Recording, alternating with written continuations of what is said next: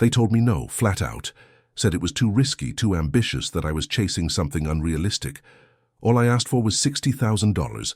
I had a business plan, clients lined up, projections. I'd done the work. But to them, it didn't matter. That kind of support, that was reserved for my younger brother, Ryan. Years later, I stood in their driveway staring at a brand new BMW, his latest toy, paid for with money they didn't have.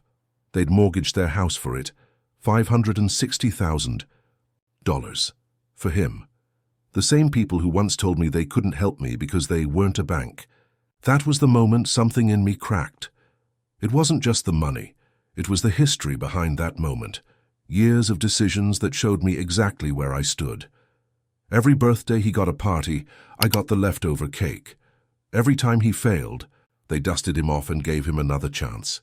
When I succeeded, it was just expected. No celebration, no help, just silence. And I accepted it for a long time. I told myself being independent was better anyway. I worked harder, stayed quiet, built something real from the ground up. I became the person people rely on, not because they helped me get there, but because they didn't. I'm not here to vent. I'm here to tell the story no one ever expects to live, what it feels like when your own family chooses someone else over you, again and again, until it breaks something permanent. But also what it takes to keep going, to build something from nothing, to watch it all fall apart, and still be the one they come running to when it does. This isn't a sob story. It's about choice, boundaries, and what real loyalty looks like when everything else has failed. So let me take you back. Before the BMW, before the mortgage, before they knocked on my door with nowhere else to go, back to the beginning, where it all started and how being the invisible sibling changed. Everything. I live in Toronto now. I'm 32. I run a tech company that I built from scratch. No investors, no family backing, just time, sleepless nights, and a refusal to quit. It started in a cramped basement apartment, the kind where the heat barely worked in the winter, and the Wi-Fi dropped every hour.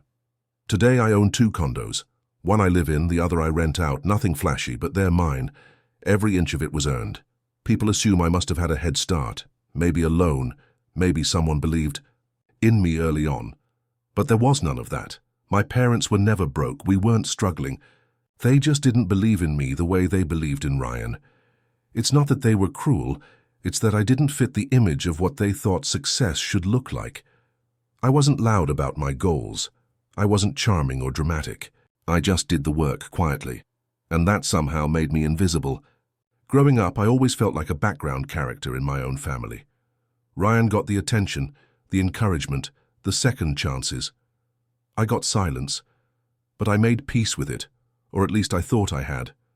I didn't ask for much.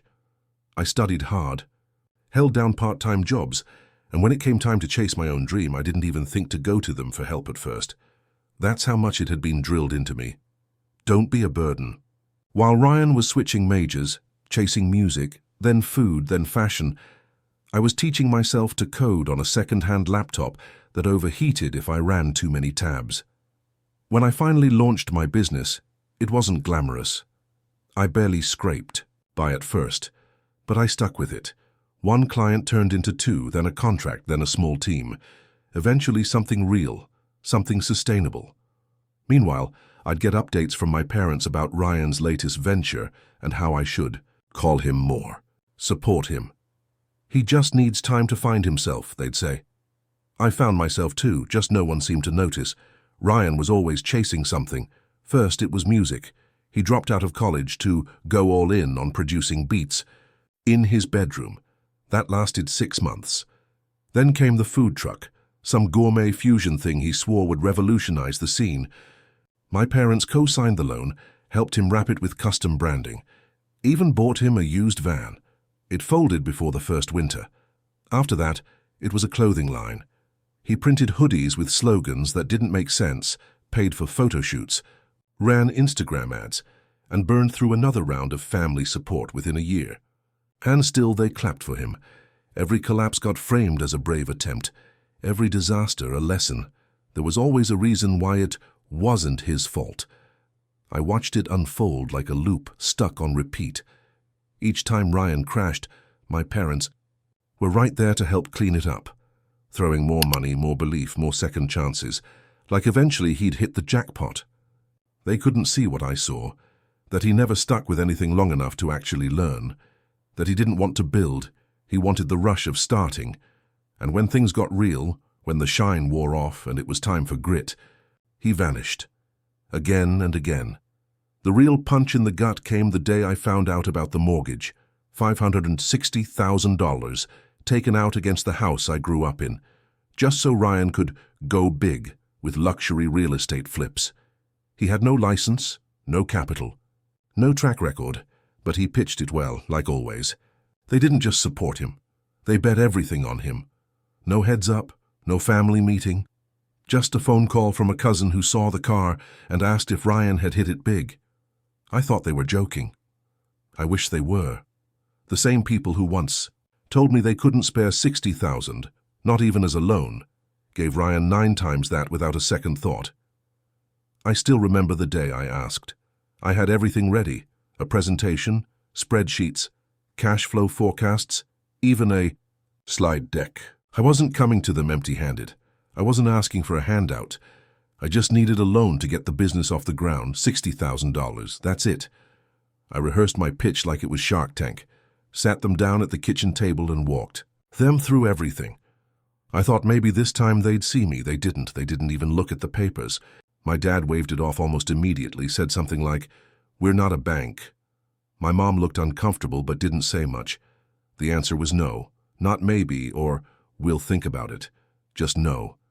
Too risky, too uncertain, too me. They said I needed more experience, that I should save up on my own, get a stable job, maybe revisit the idea later. I walked away feeling stupid for even asking. What cut deeper wasn't just the rejection, it was the way they made it. Sound like I was out of line for even hoping. Like I'd crossed some boundary just by dreaming too loudly. I wasn't trying to buy a luxury car. I wasn't moving to LA to be an influencer.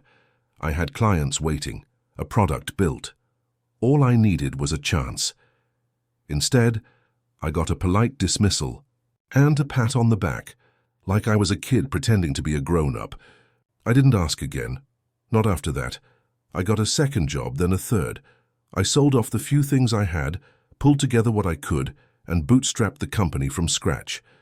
And all that time, every time Ryan failed and got bailed out, I just remembered that kitchen table and the word no echoing in my head.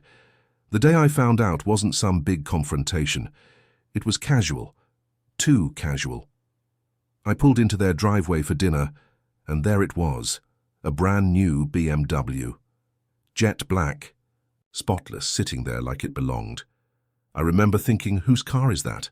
Part of me already knew. Ryan walked out grinning, keys swinging like it was a movie scene. "Check it out," he said. "Investment in the brand." I didn't say anything at first. I thought maybe he'd done something legit. Got a loan, made a smart move, I don't know. But my gut already knew better. I waited until dinner to ask. Mom was buzzing, Dad was actually smiling for once, like this was their proudest moment. I asked where the money came from. Silence. Then the dodging. Then finally, Dad just said it straight. They'd taken out a mortgage on the house, $560,000, for Ryan's latest real estate flip idea. I couldn't believe it. Not just the amount, but the complete lack of hesitation. No warning, no discussion. They'd risked everything for him, and I wasn't even in the loop. I asked how that made sense.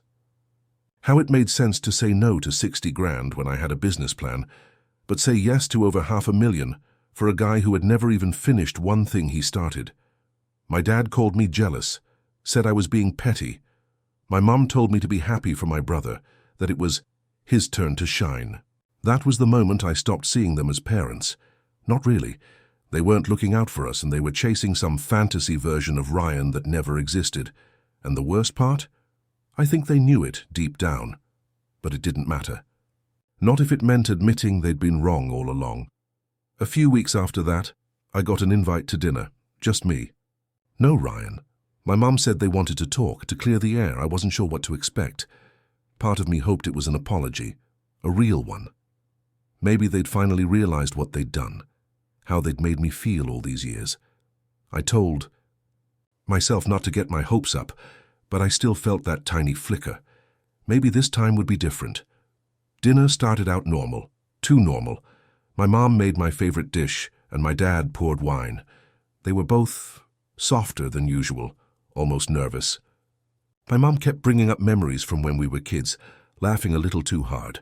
My dad even complimented my work, something he hadn't done in years. I should have known, because then it came right after dessert. My mom looked at me and said, "Your brother's going through a rough time." I stayed quiet. Then my dad said, "You've got 2 properties now. You could give him one just for a year, help him get back on his feet." Just like that. Like it was obvious, like it wasn't even a big deal. I felt like I was being set up. All that warmth, the food, the praise, it was bait. There was no apology, no ownership, just another question. Another moment where I was expected to clean up a mess I didn't make. I said no, firm, no explanations, no softening the blow. Just no. My dad's face dropped. My mum looked like she might cry. They weren't hurt because I was wrong. They were hurt because for once I wasn't playing my role. That dinner ended in silence. No hugs, no goodbye. Just the sound of chairs pushing back and a door closing behind me. And for the first time, I didn't feel guilty. It didn't take long after that. The real estate deal fell apart. Fast. Turns out flipping million-dollar homes isn't something you can figure out as you go. Ryan overpaid on the first property, then tried to renovate without permits. The market shifted, the contractor bailed, and the money ran dry. Within 6 months, the house was foreclosed. The bank came for the mortgage. My parents couldn't cover it, their credit tanked. The retirement account they once bragged about, emptied trying to save the sinking ship. I didn't hear it from them. Not at first. I got an email. A lawyer copied me on a chain asking if I knew of any other assets they might have. It felt surreal. Like getting a call from a hospital you didn't know your family was in. They hadn't warned me, hadn't asked for advice, hadn't said a word until there was absolutely nothing left. And just like that, the house I grew up in was gone. Everything inside it, the photos, the heirlooms, the familiar corners of memory, all locked behind someone else's door now. Then they showed up, at my place. No call, no heads up, just 3 figures at the front door. My mom had a suitcase. My dad looked thinner, older. Ryan stood behind them, arms crossed, still somehow wearing that confident smirk like this was a minor setback. My mum's voice cracked as she spoke. We didn't know where else to go. They weren't asking to stay. They were expecting it. There was a silence I'll never forget. I stood there and saw the full weight of everything. All the years they made me invisible. All the choices that led us here. And still, I could see it in their eyes. They thought I'd save them. Because I always had. Because they thought I owed them. I let them in. Not because I wanted to, but because I didn't know what else to do at that moment. They looked so tired. My mom clutched that suitcase like it was all she had left in the world. I told them they could sit down. Ryan didn't say a word, just paced the living room like he was above the whole thing. My dad stared at the floor. The silence hung heavy, and I knew they were waiting for me to make the first move, to offer something, to fix it. But I didn't. I sat across from them and said exactly what I needed to say. I wasn't going to sell my property. I wasn't going to co-sign anything. I wasn't going to rescue them from the fallout of choices they made without me. I told them I was sorry for their situation, but I couldn't keep being the backup plan. I couldn't carry a burden they'd never even let me be part of. My dad got defensive, started talking about family sticking together and how dare I turn my back. Ryan rolled his eyes. My mom cried, of course. She begged me to reconsider. Said they had no one else. I looked at her and said something I'd been holding in for years. That's not because of me. That's because every time you told me I didn't need support. You made me this way. It was the hardest conversation of my life. I didn't yell, I didn't break down, I just said no. And I meant it. For the first time, I set the boundary. And even though it hurt like hell to do it, I felt something else too, at peace. After that night, I didn't hear from them for weeks. No calls, no texts, just silence. Part of me kept expecting to see their names pop up on my phone. Another part was relieved every time they didn't. I felt like I was living in two versions of myself, the son who still cared and the man who had finally drawn a line. That split inside me never fully closed. It was like grieving people who were still alive. Through a mutual friend, I found out they'd ended up in a shelter downtown. It hit harder than I thought it would. My mom, in that setting. My dad, so proud all his life, now relying on strangers for a meal and a bed. Ryan pretending this was just a temporary setback. It all sounded like a bad dream. I couldn't picture it, so I drove out there one night, parked across the street, just sat there with the engine running, staring at the entrance. I saw people come and go, but not them. I wasn't even sure what I would have done if I had. I went home that night and didn't sleep, cooked breakfast at 2 a.m., tried to work the next morning and just stared at my screen. Every quiet moment was filled with questions. Did I do the right thing? Was I finally protecting myself, or was I just abandoning the people who raised me? But here's what I held on to. I didn't do this. They did. I didn't take the risk. I didn't gamble. The house. I didn't ignore the warnings. I had shown up, again and again, and been told I was too much or not enough or not the right kind of son. I was simply living by the rules they taught me. And for once, they didn't like how it felt. Eventually, I reached out. It wasn't dramatic, no big speech, just a short message to my mom saying I was willing to help on my terms. I offered to cover rent for a one-bedroom apartment. Nothing lavish, just something clean, safe, and stable. I'd prepay the lease and utilities for 12 months. After that, they'd have to manage on their own, no extensions, no last-minute favors. I made it clear, this wasn't a second chance to start over with dreams. It was a reality check. Ryan would need to find a job, not a project, not a startup, a job. Something with a paycheck and hours and expectations. My parents didn't argue. Maybe they were too worn down, or maybe they finally understood I wasn't trying to punish them. I was trying to stop the cycle. I took care of the paperwork, sent the keys, and gave them a clean slate. But I didn't help decorate. I didn't help move boxes. I kept my distance. It wasn't bitter. It was protection. I had to put space between me and the pain I'd carried for too long. They had made choices. I had made mine. Ryan sent a single text. "Appreciate the help, bro." That was it. I didn't respond. Not because I was angry, but because silence this time was part of the boundary. I'd said my piece, I'd done what I could. They were no longer my responsibility. And for the first time in my life, I felt like I wasn't carrying the weight of 3 people. I still think about them sometimes. I wonder if Ryan kept the job, if my parents managed to build something stable out of that little apartment. I don't know because I haven't asked, and they haven't told me. And maybe that's for the best. Some stories don't end in reconciliation. Some just end where they need to. I'm not proud of how everything turned out, but I am at peace with the choices I made, because for the first time those choices were mine, not driven by guilt, not made to earn love, just made to protect the person I've become. The one who didn't get the party or the loan or the easy path, but still made it. I know some people will say I should have done more. Others will say I shouldn't have helped at all. And maybe that's the point. There's no perfect playbook for when your family breaks your heart. There's just your line, and whether or not you're willing to hold it.